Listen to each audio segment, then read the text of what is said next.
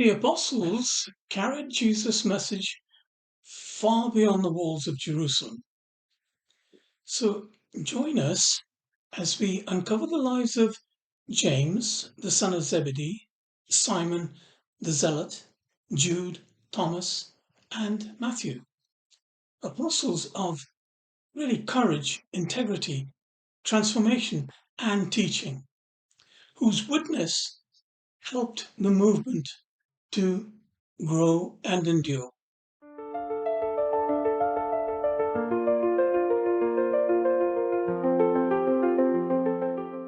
So we come to James, the son of Zebedee.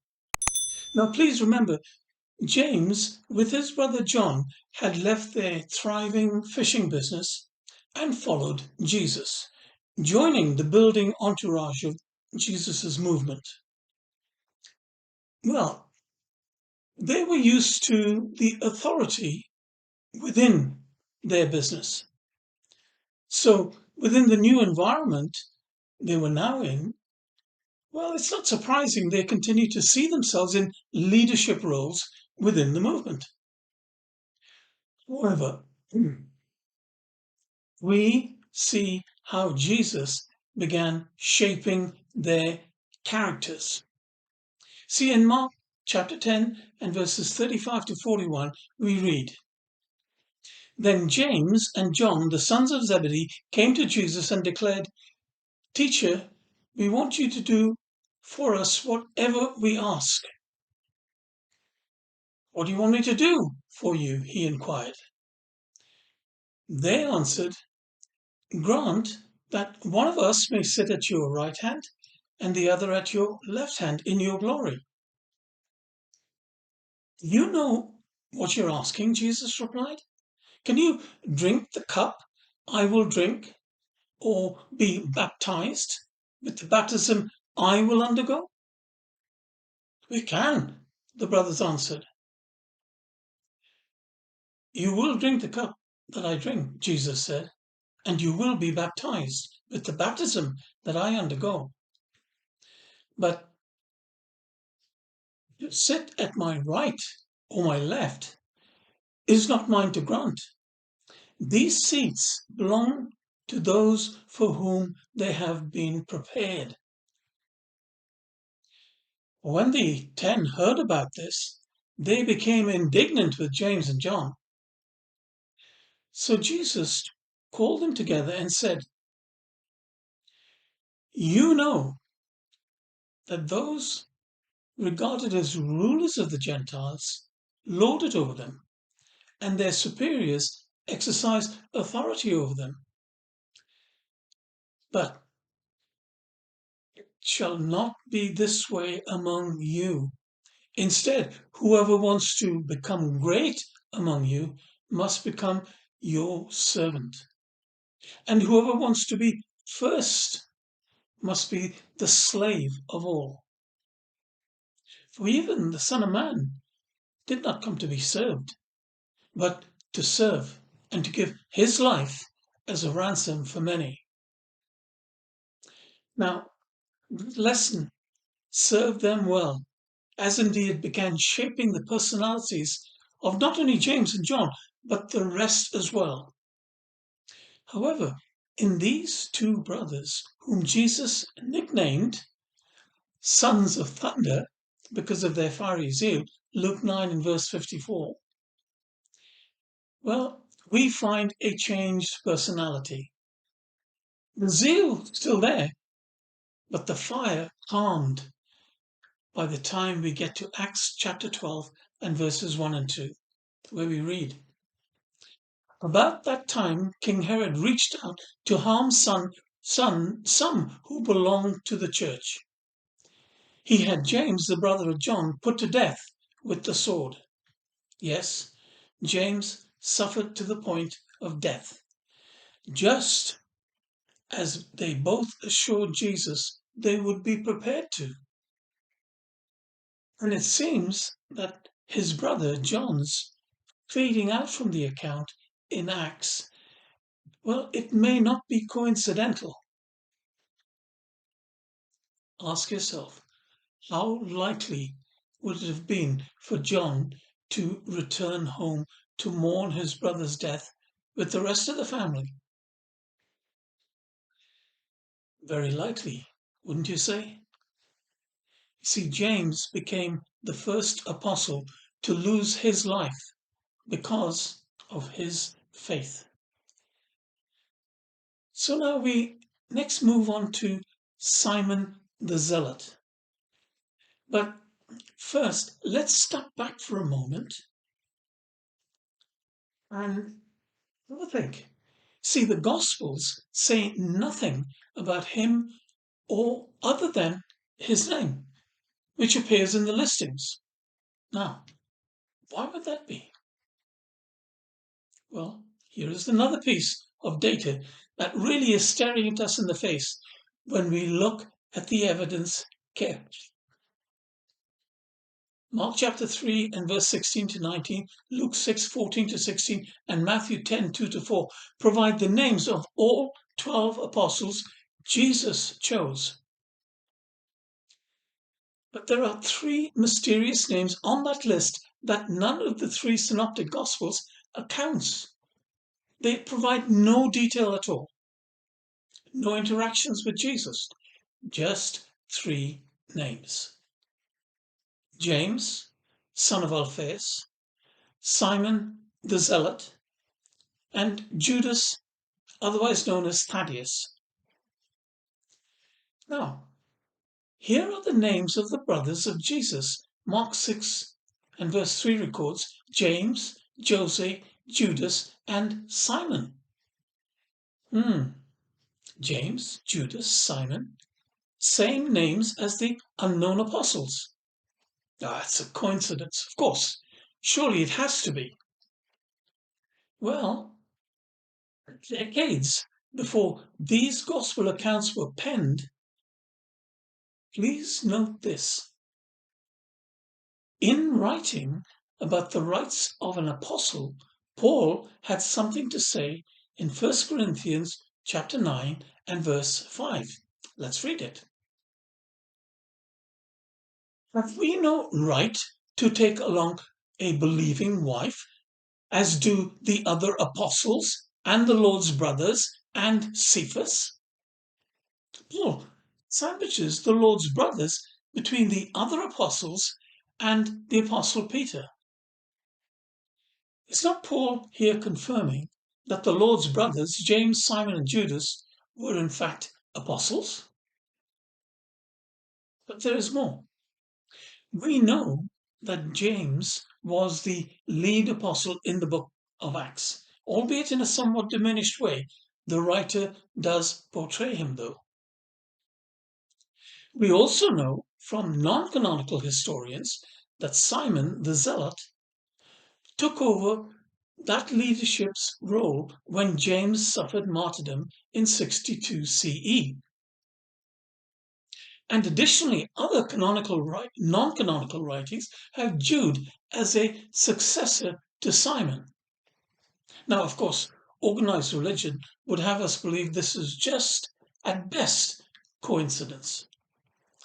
Now, I am completing a full account on this matter, and I'm going to make a PDF available for anyone who's interested. See, when we come to consider Jude, the Bible provides little information beyond the apostolic listings, as we have already observed. He was born around 10 CE and died around 65 CE, martyred, possibly in Armenia or Persia. He was the author of the letter of Jude. Jude 1, verses 1 and 2.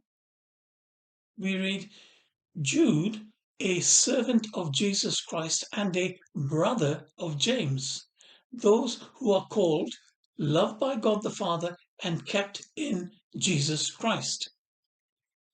See, he humbly introduces himself as a brother of James. And then following Pentecost, tradition suggests Jude may have preached in various regions, including Judea, Syria, Mesopotamia, Libya, Beirut, and Persia, often alongside, guess who? Simon the Zealot. Now, there are some legends surrounding him, but I see no real need to go into them because that's what they are, legends. There is, however, an obscure tale that claims he was the bridegroom at the wedding at Cana. Remember, Simon is also known as the Canaan. Now, that wedding does seem to have been sort of a family affair, because why would Mary be intervening when the wine ran out? John chapter 2 and verses 3 to 5. So there seems to be some legs in this tradition. So now we move on to Thomas, whom we have grown to so accustomed to unfairly labeling him as Doubting Thomas. Also known as Didymus, that's the twin in Greek and Aramaic, a Galilean, possibly from a family of builders or perhaps even fishermen. Now, Thomas shines in the Gospel of John for raw emotion, eager to die with Jesus. John 11, verse 16. Then Thomas, called Didymus, said to his fellow disciples, "Let us also go, so that we may die with him," Jesus, that is. But also questioning the way the Father, or the way to the Father. John 14, verse 5. "Lord," said Thomas, "we do not know where you are going, so how can we know the way?" And then, of course, there was this demanding of proof of the resurrection. John 20, verses 24 through to 29. And let's just read that. Now, Thomas, called Didymus, one of the 12, was not with the disciples when Jesus came. So the other disciples told him, "We have seen the Lord." But he replied, "Unless I see the nail marks in his hands, and put my finger where the nails have been, and put my hand into his side, I will never believe." Well, 8 days later, his disciples were once again inside with the doors locked, and Thomas was with them. Jesus came and stood among them and said, "Peace be with you." Then Jesus said to Thomas, "Put your finger here and look at my hands. Reach out your hand and put it into my side.